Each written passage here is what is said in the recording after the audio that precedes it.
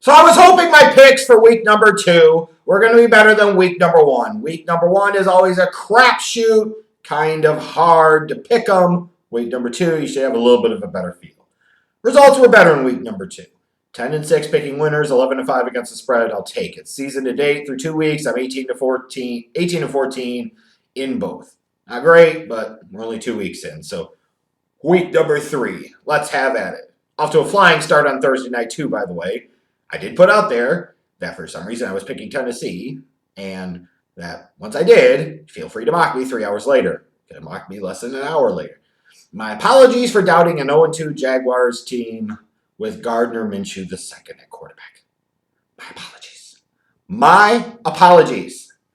Lesson learned, duly noted. So starting an offer for the week, once again.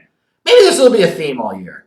Let's see if I'll get any of the Thursday night games right. But anyways, moving on to the rest of the picks of the week, the rest of the games. You got the early Sunday games. You got the Bengals traveling to Buffalo to take on the Bills. The Bengals going in at 0-2. The Bills going in at 2-0. They're at home. They're 6-point favorites. Everything should point to a Bills victory. It should. But maybe because I don't anticipate a lot of other people doing this, I'm going to pick the Bengals on the road in an upset to win, covering the 6. Again, you can feel free to mock me later on. The Dolphins, with Josh Rosen finally starting because you just had to start Fitzmagic for 2 weeks. Travel to Dallas to take on the Cowboys. Cowboys are 22.5-point favorites. Cowboys obviously are going to win. You know what? Maybe with Rosen, they'll find a little something offensively, and maybe they could score like 14 or 17 points. Maybe they hold the Cowboys to only 35. So I like the Cowboys to win, but I do like the Dolphins to cover the 22.5-point spread, even though I have absolutely no reason to believe that they can. Because even when you look at the week 1 to 2 progression, they lost in week 1 by 49, week 2 by 43. You know, you would stand to reason that week 3 they might lose by 35 or 37. Well, try to give them a little bit more credit, a little bit more benefit of the doubt here, but maybe I shouldn't. The Broncos at a hard luck 0-2, traveling to Green Bay to take on the 2-0 Packers. The Packers are 7-point favorites here. The Packers kind of benefiting, frankly, from an early season schedule that gave them 5 of their first 6 games at home. And you're talking about, you go out there, and I don't care what I want to say, the fact of the matter remains is the Packers are 2-0 right now, and they're 2-0 in their division. They're off to a really good start. Which brings you to this week 3 matchup, and you would say, okay, Broncos haven't won. The Packers are 2-0. They should be able to win here.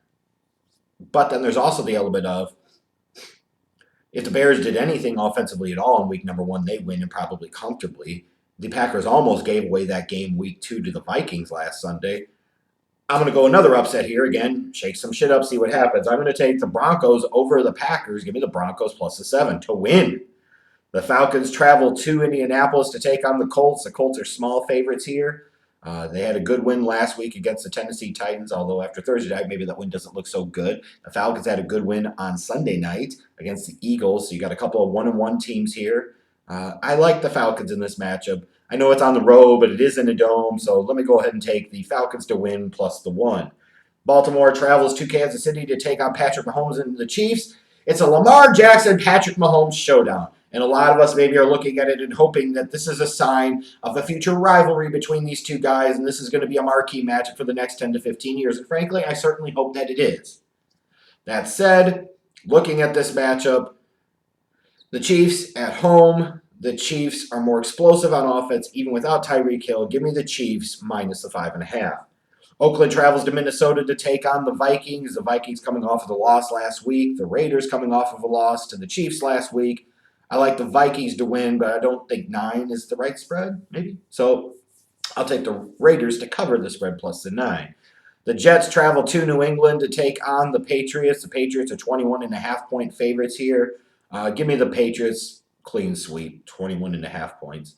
Only thing is you wonder if the Antonio Brown stuff is a little bit of distraction, but is it really going to matter? Probably not. The Lions travel to Philadelphia to take on the Eagles. I'll take the Eagles minus the 6. The late games on Sunday.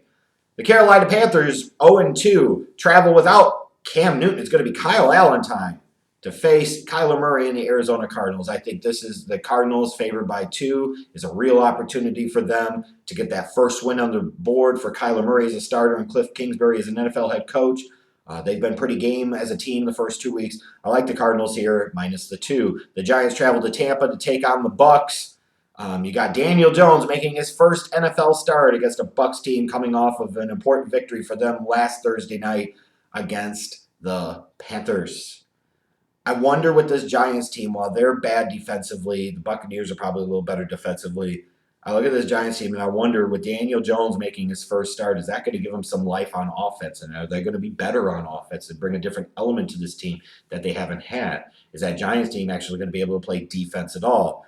That said, I still like the Buccaneers to win here, but I would not be surprised if this game was incredibly close. The Texans travel to Los Angeles to take on the Chargers in that neutral site game. Every home game for the Chargers is a neutral site game, if not a road game for the Chargers.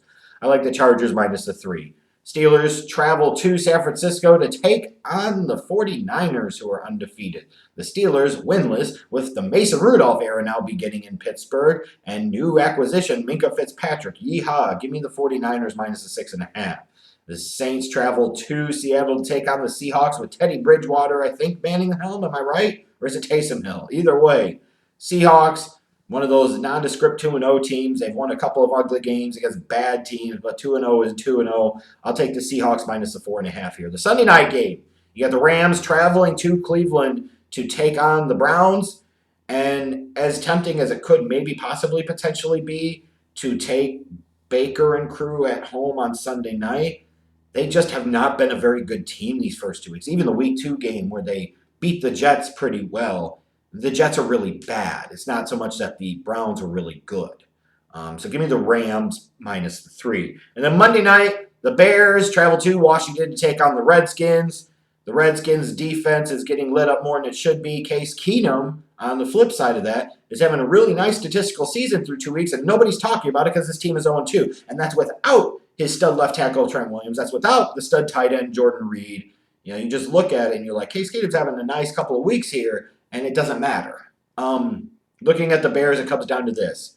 Will Mitchell Trubisky and Matt Nagy show up and perform well in a prime time light? That is under significant question here. If they do, the Bears probably win this by double digits. If they don't, it could be a really ugly game and a really ugly blowback and aftermath for the Bears. I'm going to show a little faith in my boys. Give me the Bears to win on the road, minus the 4, even though I have some trepidation about Monday night, that's for sure. So those are my picks this week. Let me know what your picks are, and then let me know how stupid I am with mine. Goodbye.